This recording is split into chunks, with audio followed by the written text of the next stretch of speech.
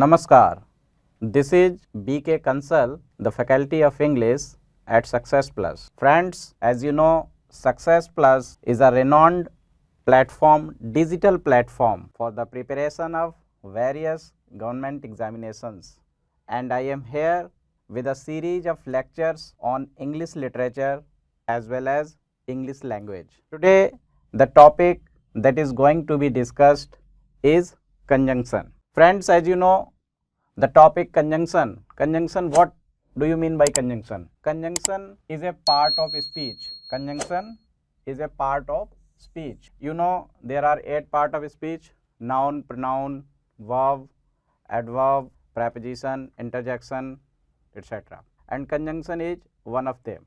Friends, जैसा कि आप लोगों ने सुना ही होगा, जंक्शन क्या होता है? जंक्शन जो है ये ट्रेन की पटरियों को जोड़ने का काम करता है। जैसे आप रेलवे स्टेशन पे गए होंगे तो आपने देखा होगा कि ट्रेन की जो पटरियां जहां पर जुड़ती हैं आपस में, उसको जंक्शन कहते हैं। तो उसी से हम कनेक्ट करके इसका मीनिंग समझ सकते हैं। कंजंक्शन क्या करता है? ये भी जोड़ने का काम करता है। और ये किसको जोड़ता है? ये जोड़ता है टू और मोर वर्ड्स, फ्रेजेज और सेंटेंसेज।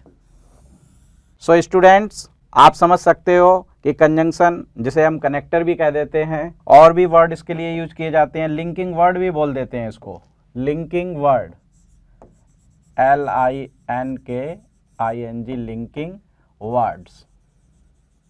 लिंक का मीनिंग आप लोग समझते ही हैं, लिंक मीन्स होता है जोड़ना। तो बिल्कुल सिंपल लैंग्वेज में आपको समझना है, कंजंक्शन का काम क्या है? कनेक्ट करने का है। और ये कनेक्ट करता है टू वर्ड्स को, फ्रेजेस को और सेंटेंसेज को। ये dear friends, this is a topic from which questions in various examinations are frequently asked. So today we shall discuss the rules related to conjunction one by one. अभी आप examples देख रहे हैं conjunction के। Here 1 2 3 4 5 sentences आप screen पे देख रहे हैं। God made the country and man made the town. And जो वर्ड यूज हुआ है यहाँ पर, जिसको मैंने अंडरलाइन किया, amphibians can live in water as well as on land. Second sentence में देखा आपने, as well as wearing mask and maintaining social distance. Wearing mask and maintaining social distance are essential to contain the spread of कोविड-19। In the fourth sentence, Ram and Lakshman, यहाँ पर जो and connector है आपका, वो राम और लक्ष्मण दो नाउन को जोड़ रहा है। जैसा कि आपने देखा, राम भी एक नाउन है और लक्ष्मण भी एक नाउन है। इन दोनों नाउन को वो जो है ना कनेक्ट कर रहा है। In the fifth sentence, A crocodile can live in water and on land. तो आपने देखा ये जो एंड कनेक्टर है फिफ्थ सेंटेंस में, ये इन वाटर क्या है? एक फ्रेज है। और ऑन लैंड क्या है? ये भी एक फ्रेज है। अब जब बात फ्रेज की चली है तो फ्रेज आपको पता होना चाहिए, PHRASE।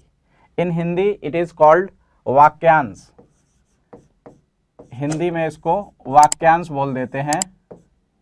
अब इसका मीनिंग क्या होता है? फ्रेज क्या होता है? Phrase a group of words, a group of words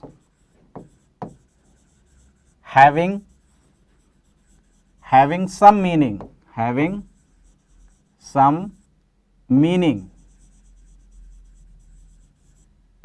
शब्दों का एक ऐसा समूह जिसका अपना कुछ मीनिंग होता है, उसको कहते हैं फ्रेज। अगर देखो कंप्लीट मीनिंग होगा तो वो सेंटेंस बन जाएगा। अब जैसे इन वाटर है, ऑन लैंड है, ये क्या है? ये फ्रेजेज हैं। इन द मॉर्निंग है, इन द इवनिंग है, एट नाइट है, ये सब फ्रेजेज हैं। तो ये जो भी अंडरलाइंड वर्ड हैं, जैसा कि आपने देखा फर्स्ट सेंटेंस में, गॉड मेड द कंट्री, भगवान ने कंट्री को बनाया और मैन ने टाउन को बना दिया। तो ये 2 सेंटेंस थे हमारे। ये पहला सेंटेंस हो गया और ये हो गया आपका दूसरा सेंटेंस। और इन दोनों को जोड़ने का काम कौन कर रहा है? Connector and. एम्फीबियंस वो होते हैं जो वाटर में और लैंड दोनों जगह रह सकते हैं। तो amphibians can live in water, ये एक फ्रेज हो गई। ऑन लैंड एक फ्रेज ये हो गई। Wearing mask and maintaining social distance, यहाँ पे भी आप देख रहे हो कि वियरिंग मास्क एक फ्रेज हो गई और मेंटेनिंग सोशल डिस्टेंस दूसरी फ्रेज आपकी ये हो गई।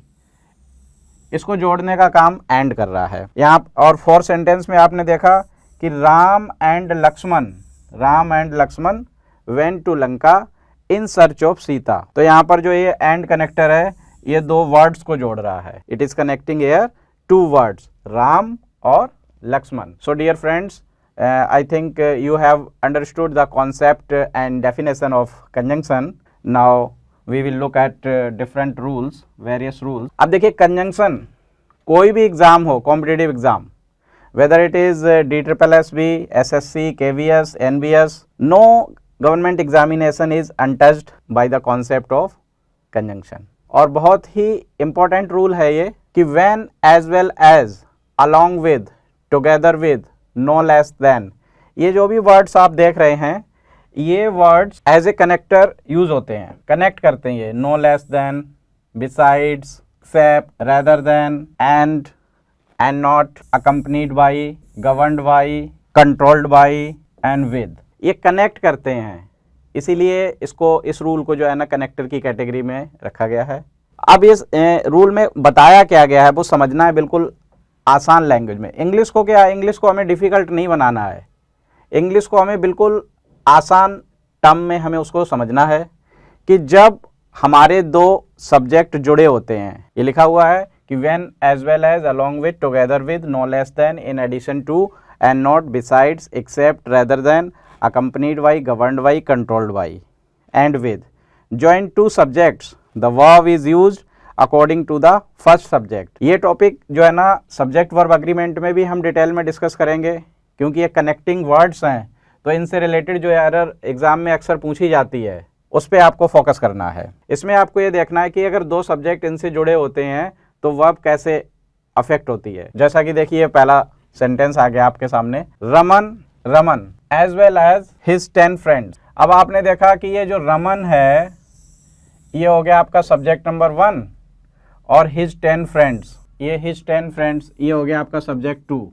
ये दोनों सब्जेक्ट जो हैं एज वेल एज से जुड़े हुए हैं, एज वेल एज से जुड़े हुए हैं, तो वर्ब जो है वो किसके अकॉर्डिंग आएगी, वर्ब आएगी फर्स्ट सब्जेक्ट के अकॉर्डिंग। और फर्स्ट सब्जेक्ट आपका क्या है, फर्स्ट सब्जेक्ट ये हो गया आपका रमन, जो कि एक, रमन क्या है, सिंगुलर नाउन है। सिंगुलर का मतलब होता है एक वचन, जो एक हो। इंग्लिश में दो ही नंबर होते हैं, singular number and plural number. तो आपने इसमें देखा कि ये फ्रेंड्स के, ये जो फ्रेंड्स लिखा हुआ है इसके अकॉर्डिंग वर्ब नहीं लगानी हमें वर्ब यूज़ करनी है फर्स्ट सब्जेक्ट के अकॉर्डिंग। और ऐसा क्यों हुआ, क्योंकि ये जो कनेक्टिंग वर्ड यूज़ हुआ है एज वेल एज, उसकी वजह से हुआ। तो स्टूडेंट्स आपको हमेशा ध्यान रखना है कि जब भी आपके दो सब्जेक्ट एज वेल एज से जुड़े हों, कंट्रोल्ड बाई से जुड़े हों, बिसाइड से जुड़े हों, बट से जुड़े हों, जैसा कि अभी पहले ही दिखाया गया था, इनसे जुड़े हैं, तो वर्ब जो है आपकी फर्स्ट सब्जेक्ट के अकॉर्डिंग आएगी। इसी रूल के अकॉर्डिंग जैसे हम एक सेंटेंस लिखते हैं, ही एज वेल एज आई। अब यहां पर आपको देखना है इज, एम, आर, इनमें से, इन हेल्पिंग वर्ब में से हमें यूज करना है। He as well as I, guilty का मीनिंग होता है दोषी, अपराधी। वह और मैं दोषी हैं। अब आई को अगर आप देखोगे तो आई के अकॉर्डिंग तो एम आएगा, लेकिन हमें जो वर्ब यूज करनी है वो आई के अकॉर्डिंग करनी नहीं है। As per this rule the verb agrees with the first subject, और फर्स्ट सब्जेक्ट हमारा क्या है, ही, और ही के अकॉर्डिंग क्या आएगा, एज आएगा। वैसे ये सेंटेंस आपको अटपटा लगेगा, लेकिन as per rule of standard English it is correct. He as well as I is guilty.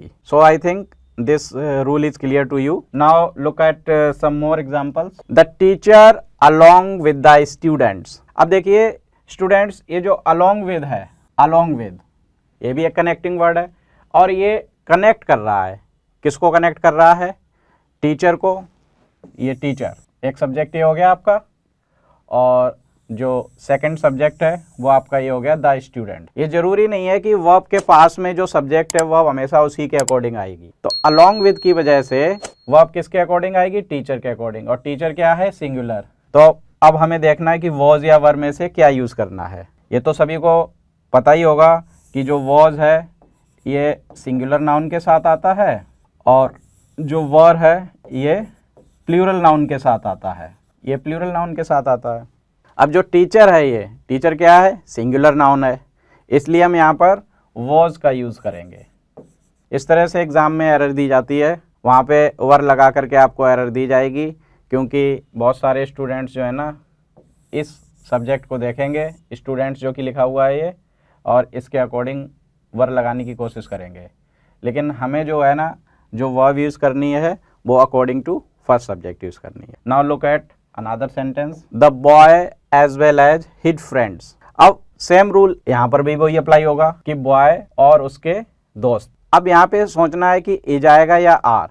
यहाँ पे भी ये बॉय फर्स्ट सब्जेक्ट के अकॉर्डिंग, जैसे कि आप 2 एग्जाम्पल कर चुके हो, तो आपने वहाँ पे देख ही लिया कि फर्स्ट सब्जेक्ट के अकॉर्डिंग वर्ब आएगी, और फर्स्ट सब्जेक्ट क्या है आपका, सिंगुलर है, तो सिंगुलर के साथ क्या आएगा, इज का प्रयोग होगा। हमें इस फ्रेंड से कोई मतलब नहीं है, तो the boy as well as his friends is dancing. Boy और उसके दोस्त जो हैं वो डांस कर रहे हैं। Now the students along with the teacher. अब यहाँ पर आपने देखा कि अलॉन्ग विद से द स्टूडेंट्स, पहला जो नाउन है वो हमारा क्या है, प्लूरल है, और दूसरा नाउन क्या है, ये सिंगुलर है। अब वर्ब हमें चूज करनी है इज और आर में से। तो फर्स्ट नाउन हमारा स्टूडेंट्स, ये प्लूरल है, प्लूरल होने की वजह से वर्ब हमारी यहाँ पे क्या आ जाएगी, are. The students along with the teacher are taking part in the science exhibition. Students अपने टीचर के साथ साइंस एग्जीबिशन में हिस्सा ले रहे हैं। तो आपको बच्चों ये रूल ध्यान में रखने हैं। अब रूल नंबर 2 आता है, इसमें जो कनेक्टर से रिलेटेड पहला रूल था उसमें आपने देखा कि जो फर्स्ट सब्जेक्ट था उसके अकॉर्डिंग वर्ब आ रही थी। अब जो रूल 2 में हम देखेंगे, if 2 subjects are connected with, यदि हमारे 2 सब्जेक्ट जुड़े हुए हैं, किससे जुड़े हुए हैं, आइदर और से, आइदर और से जुड़े हुए हैं, या तो या। आइदर और की जो हिंदी होती है वो होती है या तो या, जैसे या तो तुमने या तुम्हारे भाई ने इस मिस्टेक को किया है, या तो या। नाइदर नॉर, ना तो ना, नाइदर नॉर का मतलब होता है ना तो ना, ना तो ना। Not only but also, not only but also का मीनिंग होता है ना केवल बल्कि भी, ना केवल बल्कि भी। अभी इनके हम एग्जाम्पल्स पे भी डिस्कस करेंगे।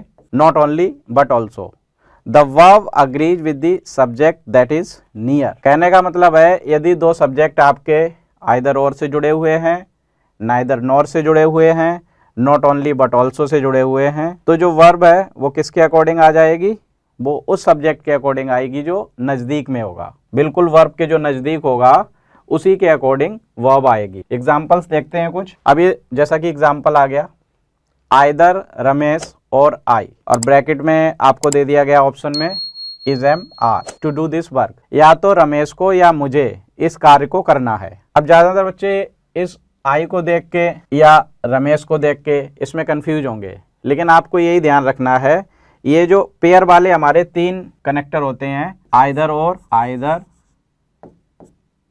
Neither nor, NEITHER, neither nor, और होता है हमारा not only but also, not only but also. इनको ये पेयर में आते हैं, और पेयर में आने की वजह से ही इनको कोरिलेटिव कंजंक्शन भी कह देते हैं। Correlative conjunctions are those conjunctions which are used in the form of pair. और जब ये कनेक्ट करते हैं 2 सब्जेक्ट को, जैसे कि आइदर के बाद फर्स्ट सब्जेक्ट हमारा रमेश हो गया और एक सब्जेक्ट हो गया हमारा आई, तो जो वर्ब है वो किस सब्जेक्ट के अकॉर्डिंग आएगी, जो नियर होगा। अब वर्ब के नज़दीक कौन है, आई, तो आई के साथ क्या आएगा, am. Am is the correct answer. So dear students, you have to bear in your mind that if 2 subjects are connected with either or, neither nor, not only but also, the verb is used according to the nearest subject। जो subject पास में होता है आपको verb उसके according लगानी है। अगर वो सिंगुलर है तो सिंगुलर वर्ब यूज़ करो, प्लूरल है तो प्लूरल वर्ब यूज़ करो। अब नाइदर नॉर का एग्जाम्पल देख लेते हैं। ना तो वह और ना ही उसका दोस्त एक मैगजीन पढ़ रहे हैं, नाइदर ही नॉर हिज फ्रेंड। अब सीधी सी बात है, हिज फ्रेंड वर्ब, यहाँ पे वर्ब आनी है, वर्ब आपको ये दे दी, और इसके नज़दीक क्या है, नज़दीक में है हिज फ्रेंड। और ये जो हिज फ्रेंड है ये क्या है, सिंगुलर है, सिंगुलर एक वचन है। अगर फ्रेंड्स होता तो आर आता, ये सिंगुलर है और सिंगुलर के साथ क्या आएगा, सिंगुलर के साथ इज आ जाएगा। अब नॉट ओनली और बट ऑल्सो का एक एग्जाम्पल देखते हैं। इनको कोरिलेटिव कंजंक्शन कहते हैं। जो कंजंक्शन पेयर में यूज होते हैं उनको कोरिलेटिव कंजंक्शन कहते हैं। Not only the principal but also the president. अब द प्रेसिडेंट एक सब्जेक्ट तो ये हो गया, फर्स्ट सब्जेक्ट हो गया आपका द, और नेक्स्ट हो गया द प्रेसिडेंट। तो वर्ब के नजदीक कौन है, प्रेसिडेंट, और प्रेसिडेंट क्या है, सिंगुलर, सिंगुलर नाउन है। ये सिंगुलर नाउन है तो सिंगुलर वर्ब आएगी, और सिंगुलर वर्ब क्या है, इज। ये कॉन्सेप्ट सब्जेक्ट वर्ब अग्रीमेंट में भी रिपीट होता है क्योंकि वर्ब का कॉन्सेप्ट इन्वॉल्व है इसमें, और कोरिलेटिव कंजंक्शन का भी यूज हो रहा है। I think this is clear to all of you. Now another example, not only the student but also the teacher. Not only, ना केवल स्टूडेंट बल्कि टीचर भी रिस्पॉन्सिबल है for what happened in the class. Class में जो कुछ हुआ उसके लिए। तो अब इसमें वर्ब फिलअप करनी है, और आप देख रहे हो कि वॉज और वर आपको चॉइस में दी गई है, लेकिन इस वर्ब के नज़दीक सब्जेक्ट कौन है, नज़दीक है आपका टीचर, द टीचर। और ये क्या है, ये सिंगुलर नाउन है या सिंगुलर सब्जेक्ट कह सकते हो। सिंगुलर है तो सिंगुलर के साथ हम क्या यूज़ करते हैं, वॉज। वॉज का प्रयोग कहाँ पे होता है, सिंगुलर के साथ होता है। ये बेसिक कॉन्सेप्ट है, आपको पता होना चाहिए कि वॉज का प्रयोग कहाँ पे होता है।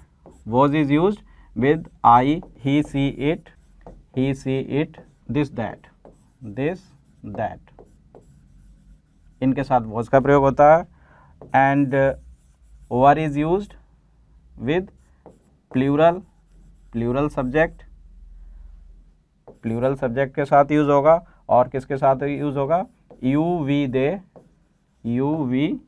they, इनके साथ ही। So now we'll discuss rule number 3 related to conjunction. इस रूल में यह बताया गया है कि scarcely and hardly are followed by when और बिफोर एंड नॉट देन। और ये ऐसा रूल है जो कॉम्पिटिटिव एग्जाम में अक्सर पूछ लिया जाता है।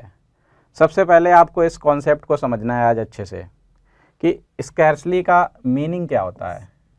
स्कैर्सली मीन्स मुश्किल से। हार्डली का मतलब यही होता है मुश्किल से। और स्कैर्सली और हार्डली के साथ पेयर किसका होता है, व्हेन या बिफोर का पेयर होता है। एग्जाम में आपको एरर कैसे दी जाएगी, एग्जाम में जो एरर दी जाएगी वो व्हेन या बिफोर नहीं लगाया जाएगा स्कैर्सली के साथ में, किसी और कंजंक्शन का प्रयोग कर देंगे। कभी वो जो है ना THAN देन लगा देते हैं, कभी THEN लगा देते हैं। अब हम कुछ सेंटेंस देखेंगे इससे रिलेटेड। देखिए स्क्रीन पे आप लोग देख रहे हैं 2 सेंटेंस आ चुके हैं। Scarcely did I enter the room then the phone rang. अगर आप समझने के पॉइंट ऑफ व्यू से इसको देखें तो स्कैर्सली का मीनिंग आप मान लें जैसे ही, और फिर इसके साथ जो पेयर यूज होता है उसका मतलब हो जाता है वैसे ही। जैसे ही मैंने रूम में एंटर किया वैसे ही फ़ोन की घंटी बज गई। अभी आपको रूल बताया था मैंने कि स्कैर्सली SCARCELY स्कैर्सली के साथ किसका पेयर होता है, व्हेन और बिफोर। व्हेन भी ठीक है और बिफोर भी ठीक है, व्हेन भी ठीक है और बिफोर भी ठीक है। तो अब हमें एरर डिटेक्ट करनी है कि भाई किस पार्ट में।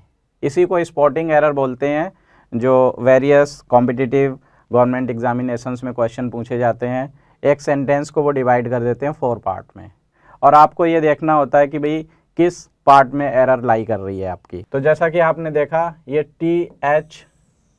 THEN का यूज हुआ, स्कैर्सली और देन का पेयर ही नहीं होता। अभी मैंने आपको बताया था कि स्कैर्सली और हार्डली के साथ जो है ना किसका पेयर होता है स्टैंडर्ड इंग्लिश में, व्हेन का। तो ये जो सी पार्ट है ये आपका आंसर हो जाएगा। ये देन की जगह पे हम क्या लगाएंगे, देन की जगह पे हम लगाएंगे व्हेन, और इसकी हिंदी ये हो जाएगी कि भाई जैसे ही मैंने कमरे में प्रवेश किया फ़ोन की घंटी बज गई। सेकंड सेंटेंस देखिए, अब यहाँ पे जैसे हार्डली लिखा हुआ है तो इसका भी आप हिंदी में सेंस समझने के लिए समझ सकते हैं कि भाई जैसे ही hardly did he see his father, जैसे ही उसने अपने पिताजी को देखा। व्हेन ही स्टॉप्ड स्मोकिंग, वैसे ही। अब यहाँ पर देखो व्हेन का मतलब जब नहीं होगा, यहाँ पे व्हेन का जो मीनिंग है वो हो जाएगा वैसे ही, वैसे ही उसने स्मोकिंग बंद कर दी। अब हार्डली के साथ व्हेन का पेयर होता है तो ये ठीक है, ये ठीक है, तो आंसर क्या हो जाएगा आपका, नो एरर हो जाएगा। इसमें कोई एरर नहीं है, the answer is no error. कहने का मतलब ये है कि जो सेंटेंस है, जो सेंटेंस हार्डली और स्कैर्सली वाला अगर आपको एग्जाम में सेंटेंस मिलता है तो आप तुरंत ये चेक करें कि भाई हार्डली और स्कैर्सली के साथ व्हेन का प्रयोग हुआ है या नहीं हुआ है, व्हेन या बिफोर का।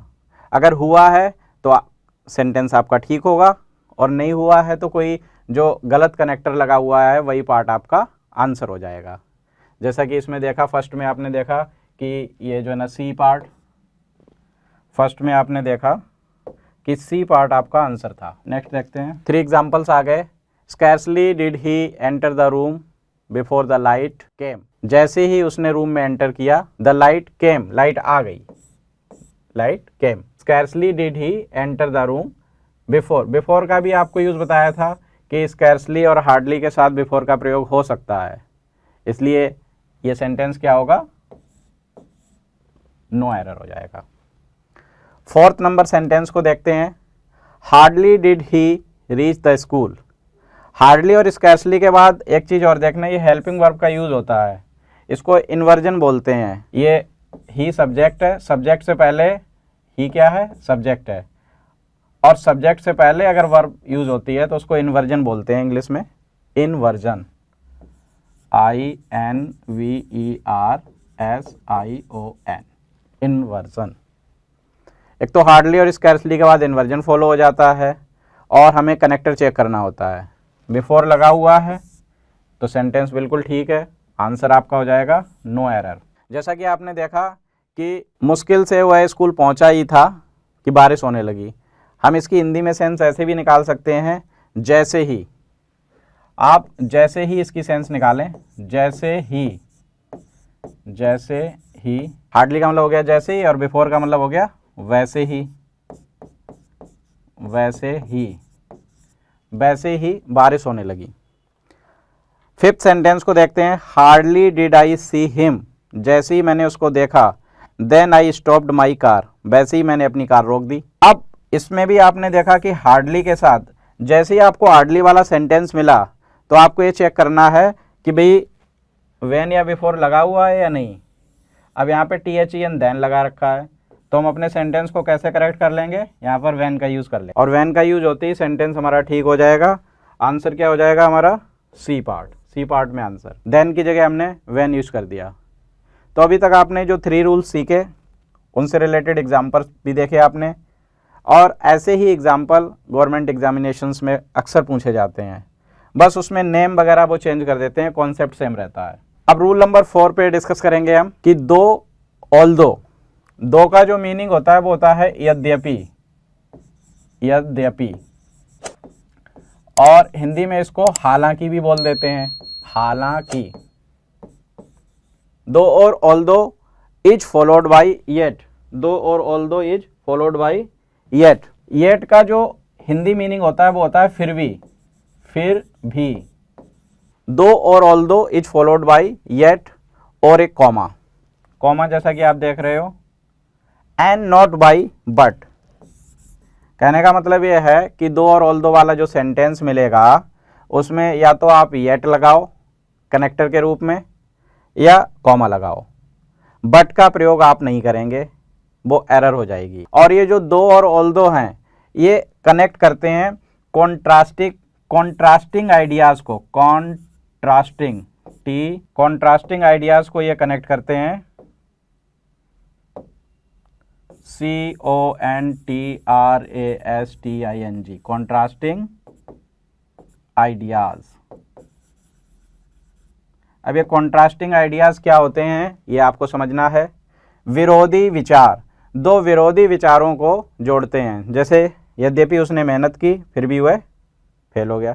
अब मेहनत की तो पास होना चाहिए था लेकिन फेल हो गया, तो ये क्या हो गए, कॉन्ट्रास्टिंग आइडियाज हो गए। देखिए एग्जाम्पल आ गया है स्क्रीन पे, दो ही इज पुअर, यद्यपि वह गरीब है, बट ही इज ऑनेस्ट, लेकिन वह गरीब है तो उसे बेईमान होना चाहिए पैसा कमाने के लिए। लेकिन दो he is poor but he is honest, लेकिन वह ईमानदार है। अब दो और ऑल दो, चाहे दो लगाओ हो या ऑल दो लगाओ, ALTHOUGH, मीनिंग सेम है दोनों का। लेकिन अभी बताया आपको मैंने कि दो और ऑल दो के साथ कौन सा कनेक्टर यूज होता है, येट, और इस सेंटेंस में लगा रखा है बट, तो यही एरर होगी। इसलिए आपका आंसर क्या हो जाएगा, सी। ये क्वेश्चन अक्सर एग्जाम में पूछा जाता है इस तरह से, तो आपको सिर्फ यही देखना है। यहाँ पे हम बट की जगह कॉमा भी लगा सकते थे। ऑल्दो और दो वाले सेंटेंस में वो आपको बट लगा करके एरर देते हैं ज़्यादातर, लेकिन आप बट की जगह पर या तो येट लगा दो, जैसा कि आपने देखा ये, या तो येट लगा दो या कॉमा लगा दो, बट नहीं आएगा। Now you are looking at the 3 sentences given on the screen. Although he is rich but he is miser, यद्यपि वह अमीर है लेकिन वह कंजूस है। अमीर है तो कंजूस नहीं होना चाहिए। ये दो विरोधी विचार, कॉन्ट्रास्टिंग आइडियाज, जैसा कि आपको बताया। तो जब भी आपके सामने ऑल्दो या दो वाला क्वेश्चन आता है एग्जाम में, तुरंत आप ये देखो कि येट या कॉमा का प्रयोग हुआ है, नहीं हुआ है तो उसी पार्ट में एरर हो जाएगी। ये बट लगा रखा है, यहाँ पर येट कर दो, और येट ना करो तो कॉमा लगा दो, बोथ आर करेक्ट। दो ही इज लेम, यद्यपि वह लेम है, जो चल नहीं सकता उसको लेम बोलते हैं। Yet he can walk fast, lame जिसका पैर एक खराब हो। दो ही इज ए लेम, वो लेम है, yet he can walk fast, lame भी है और फास्ट भी चल सकता है। तो दो कॉन्ट्रास्टिंग आइडियाज जो हैं वो जुड़े हुए हैं, और येट का प्रयोग इसमें हुआ है। It means the sentence has no error, ये सेंटेंस बिल्कुल ठीक है। नेक्स्ट सेंटेंस देखते हैं, दो ही वर्कड हार्ड, यद्यपि उसने मेहनत की, स्टिल ही फेल्ड, फिर भी वह फेल हो गया। दो he worked hard still he failed. अब इसका आंसर देखिए, आप खुद भी ट्राई किया करें कि भाई कौन सा आंसर हो सकता है, क्योंकि रूल जब एक बार डिस्कस हो चुका है। दो he worked hard still he failed, अब दो वाला सेंटेंस है तो दो के साथ आपको बताया है, फिर भी के लिए हम क्या लगाएंगे, येट या कॉमा, बट भी नहीं आएगा, ये स्टिल भी नहीं आएगा। तो आंसर क्या हो गया आपका, सी। और भी बहुत सारे एग्जांपल आ चुके हैं ये। ऑल्दो रोहन इज डिलीजेंट, अब डिलीजेंट का मीनिंग क्या होता है, hard working, hard working, hard working. यद्यपि रोहन जो है ना मेहनती है, अब आपको ऑप्शन में दिया है बट या yet, he does not get a job, फिर भी उसे जॉब नहीं मिलती। मेहनती है तो जॉब मिलनी चाहिए लेकिन नहीं मिलती। ऑल्दो और दो के साथ क्या आ जाएगा, एट। सेकंड सेंटेंस देखिए, although he was well of, यद्यपि वह रिच था, ही वॉज ग्रीडी, फिर भी वह लालची था। वेल ऑफ का मतलब रिच हो जाता है, प्रॉस्परस, रिच, यहाँ पर एट का प्रयोग हो जाएगा। दो सी वॉज नॉट गिल्टी, यद्यपि वह दोषी नहीं थी, फिर भी सी वॉज पनिश्ड, उसको पनिश किया गया, एट का प्रयोग होगा। Although he hadn't eaten for many days, यद्यपि उसने कई दिनों से कुछ नहीं खाया था, फिर भी he looked strong and healthy, फिर भी वो स्ट्रॉन्ग और हेल्दी दिख रहा था। तो यहाँ पर भी किसका प्रयोग हो जाएगा, येट का प्रयोग। तो आपने देखा कि भाई एक रूल लिया हमने और उस रूल से बहुत सारे एग्जाम्पल्स लिए जो कि बहुत ज़रूरी हैं, क्योंकि एक कहावत भी आपने सुनी होगी कि practice makes a man perfect, practice makes a man perfect. Practice जो है एक इंसान को परफेक्ट बना देती है। जितनी ज़्यादा हम प्रैक्टिस करेंगे उतना ही ज़्यादा हम सीखेंगे।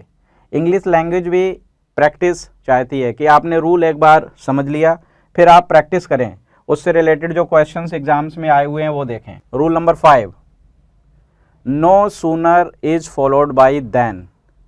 अभी जैसा हमने स्कैर्सली हार्डली वाले सेंटेंस देखे थे, उसी से मिलती जुलती सेंस वाला नो सूनर होता है। नो सूनर की अगर हम हिंदी निकालें इस सेंटेंस की, तो इसको नो सूनर को हिंदी में कह देंगे जैसे ही, जैसे ही। और नो सूनर के साथ क्या आता है, देन, देन की हिंदी क्या हो जाएगी, वैसे ही, वैसे ही। No sooner is followed by then, तो नो सूनर के बाद देन का प्रयोग होता है। सूनर आप देख रहे हो कंपैरेटिव डिग्री भी होती है एडजेक्टिव की, कोई भी एडजेक्टिव होता है ना उसकी 3 डिग्री होती हैं, तो आप जानते ही होंगे, जैसे good, better, best, good, better, best, good, better, best. अब गुड पॉजिटिव डिग्री हो गई, बेटर कंपैरेटिव, तो कंपैरेटिव डिग्री के बाद देन आता है, इसलिए सूनर के बाद भी देन आ रहा है। ऐसे आप याद कर सकते हैं इस चीज को। Let's have a look at some more examples. No sooner did I enter the class than the students stood up. अब आपको रूल बता दिया है तो आप आंसर भी जान ही गए होंगे। जैसे ही मैंने क्लास में एंटर किया वैसे ही स्टूडेंट्स खड़े हो गए। तो नो सूनर का तो मतलब हो गया जैसे ही, जैसे ही। और ये जो देन लिखा है ये THEN वाला देन नहीं आया। स्टूडेंट्स जो है ना बहुत कंफ्यूज रहते हैं इसमें, तो आज वो कंफ्यूजन भी अपनी दूर करो। कंपैरिजन के लिए THAN आता है और THEN जो होता है इसका मतलब होता है तब, इसका मतलब होता है तब या इसके बाद, तब या इसके बाद, ये इसका मीनिंग होता है। जैसे ही मैंने क्लास में एंटर किया वैसे ही स्टूडेंट जो है ना खड़े हो गए। अब ये यहाँ पर आपने देखा THEN नहीं आएगा, क्या आ जाएगा, THAN आएगा। एरर कहाँ होगी आपकी, बी पार्ट में होगी। ऐसे ये दूसरा सेंटेंस देखिए, no sooner did I step out, जैसे ही मैंने बाहर कदम रखा, व्हेन इट स्टार्टेड रेनिंग, वैसे ही बारिश होने लगी। अब नो सूनर के साथ व्हेन तो आता नहीं है, व्हेन तो आता है आपका हार्डली और स्कैर्सली के साथ, तो यहां पर देन लगा देंगे। When is not correct, than is correct, so your answer is C. अब हम देखते हैं सेंटेंस नंबर 3 को। No sooner did I see my father, जैसे ही मैंने अपने पिताजी को देखा वैसे ही मैंने स्मोकिंग बंद कर दी, देन आई स्टॉप्ड स्मोकिंग। तो नो सूनर के साथ पेयर किसका होता है, देन का, देन लगा हुआ है। आंसर क्या हो जाएगा आपका, D. Let's have a look some more examples. No sooner did I reach the station, जैसे ही मैं स्टेशन पहुंचा। इसकी सेंस भी आपको पता चल गई कि भाई इस सेंटेंस की सेंस क्या होती है, क्योंकि देखिए इंग्लिश रटने वाला विषय नहीं है कि आपने उसको रट लिया खाली। जो भी आप पढ़ रहे हो, जो भी आप लिख रहे हो, you must be able to comprehend the meaning of that particular sentence. उस पर्टिकुलर सेंटेंस का आपको अर्थ भी पता होना चाहिए, क्योंकि खाली स्पॉटिंग एरर ही एग्जाम में नहीं करनी है आपको अनसीन पैसेज भी करने हैं और भी बहुत सारी चीज़ें आपको समझनी है। सो आपको सेंस पता होनी चाहिए। जैसे ही मैं स्टेशन पहुंचा वैसे ही ट्रेन चली गई। अब यहाँ पे भी आपने देखा ये THEN आ गया। जब भी एग्जाम में नो सूनर वाला क्वेश्चन आ जाए तो आपको करना क्या है, तुरंत चेक करना है कि THAN लगा है कि नहीं लगा है। शॉर्टकट ट्रिक होती है, जैसे मैथ में शॉर्टकट ट्रिक होती है ना, ऐसी इंग्लिश में भी होती हैं। नो सूनर के साथ आपको चेक करना है THAN लगा है कि नहीं। लगा है तो सेंटेंस ठीक है, नहीं लगा है तो वहीं पे एरर हो जाएगी। No sooner did the thief see the police then he ran away, जैसे ही चोर ने पुलिस को देखा वैसे ही वह भाग गया। अब नो सूनर के साथ भी इन्वर्जन फॉलो होता है। इन्वर्जन आपको बताया था कि भाई सब्जेक्ट क्या है, द थीफ, और ये डिड पहले आ गया उससे। सब्जेक्ट से पहले अगर वर्ब आ जाती है तो उसी को इन्वर्जन बोलते हैं, तो ये इन्वर्जन का प्रयोग हुआ है।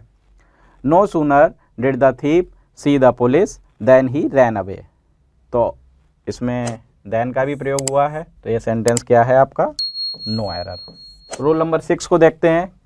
लेस्ट is followed by either should और सिंपल प्रेजेंट। लेस्ट एक कनेक्टर होता है डियर स्टूडेंट्स, और इसका जो मीनिंग, हिंदी मीनिंग क्या होता है, कहीं ऐसा ना हो कि, कहीं ऐसा ना हो कि। कई बार इसकी सेंस जो है ना वरना करके भी निकाल लेते हैं हिंदी में। और ये जो कनेक्टर है ये एक तरह से आप नेगेटिव कनेक्टर कह सकते हो इसको।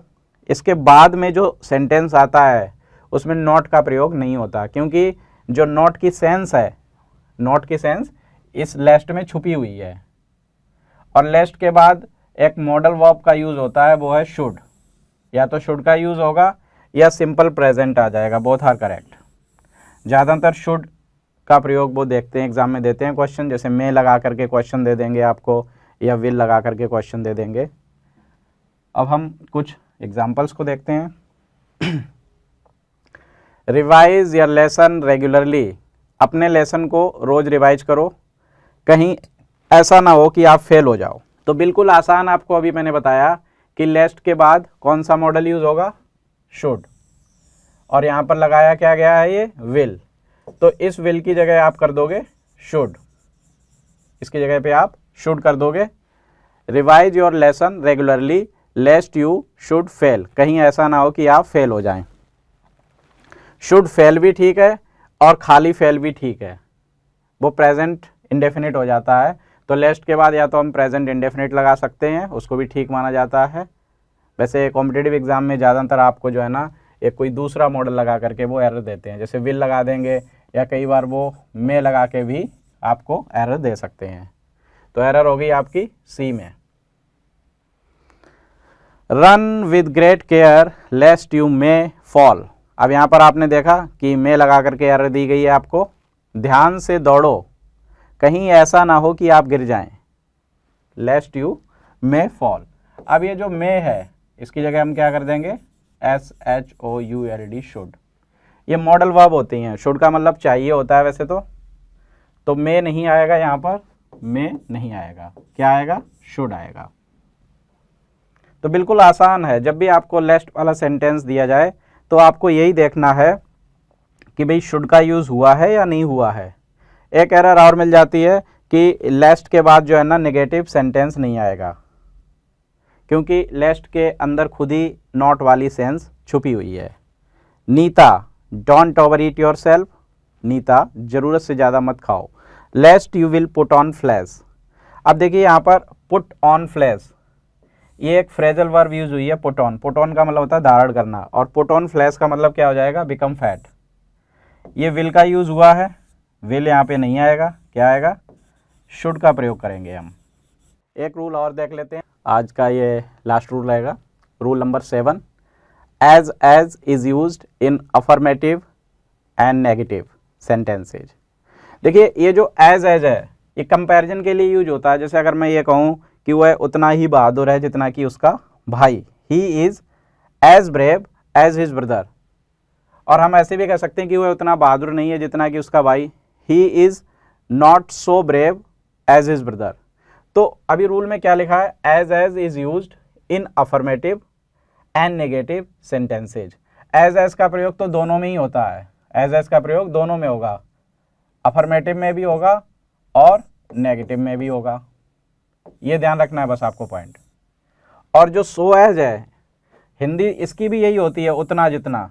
इन दोनों की हिंदी क्या होती है, उतना उतना जितना, ये हिंदी होती है दोनों की, उतना जितना। तो as is used in affirmative and negative sentences to mean इतना उतना, ये लिखा हुआ है इतना उतना या जितना। अब कैसे क्वेश्चन आते हैं वो हमें सेंटेंस के थ्रू देखते हैं। जैसा कि ये सेंटेंस स्क्रीन पे आप देख रहे हो, 3 sentence. Roshni is so beautiful as you say, Roshni उतनी ही सुंदर है जितना कि आप कहते हो। अभी मैंने आपको बताया कि जो एज का पेयर है, बस आपको ये ध्यान रखना है कि एज का पेयर पॉजिटिव सेंटेंस में या नेगेटिव सेंटेंस दोनों में आ जाएगा। और सो एज जो है आपका, सो एज, इसका जो पेयर है ये सिर्फ ओनली नेगेटिव, केवल नेगेटिव सेंटेंसेज में इसका प्रयोग होगा। अब आपने ये सेंटेंस देखा कि रोशनी इज, ये तो पॉजिटिव है और सो का प्रयोग पॉजिटिव में होता ही नहीं है। तो हम क्या करें, जो हमारा ये सेंटेंस सही हो जाए, इस सो की जगह एज का प्रयोग कर दें, Roshni is as beautiful as you say, और आंसर क्या हो जाएगा, बी। तो डियर स्टूडेंट्स, जब भी आपको एज या सो एज वाला सेंटेंस दिया जाएगा तो आपको उसमें क्या चेक करना है, आपको चेक करना है कि अगर सो एज वाला सेंटेंस है तो उसमें वो नेगेटिव ही होना चाहिए केवल, क्योंकि पॉजिटिव में हम उसका प्रयोग नहीं करते। और जो एज होता है, ये एज ये तो आपका जो है ना दोनों में यूज हो जाएगा। अब इस सेकंड सेंटेंस को देखिए, he is not as intelligent as Rohan, वह उतना इंटेलिजेंट नहीं है जितना कि रोहन। अब इस सेंटेंस में आप देख रहे हो कि ये नेगेटिव सेंटेंस है, he is not as intelligent. As का मतलब क्या हो गया, उतना, और एज के बीच में क्या आता है, ये पॉजिटिव डिग्री आती है, एडजेक्टिव की पॉजिटिव डिग्री आती है। एज का प्रयोग तो दोनों में होता है, इसलिए इसमें क्या हो जाएगा, नो एरर। और अगर हम यहाँ पर ये जो एज है इसकी जगह सो भी लगा दें तो भी सेंटेंस ठीक है, और एज लगा दें तो भी सेंटेंस ठीक है। तो इस सेंटेंस में कोई भी एरर नहीं है। थर्ड सेंटेंस देखते हैं। Maya is not so tall, Maya is not so tall as I expected. देखिए अभी आपको ये बताया कि सो टॉल नेगेटिव है ये, और नेगेटिव में दोनों का प्रयोग हो सकता है, एज का भी हो सकता है और सो एज का भी हो सकता है। तो इस सेंटेंस में भी क्या होगा, ये सो भी ठीक माना जाएगा और एज भी ठीक माना जाएगा। So dear students, that's all for today's class. I think the rules that have been explained will be very useful for all of you for various competitive examinations, and I hope that you will be definitely benefited from them. Thank you.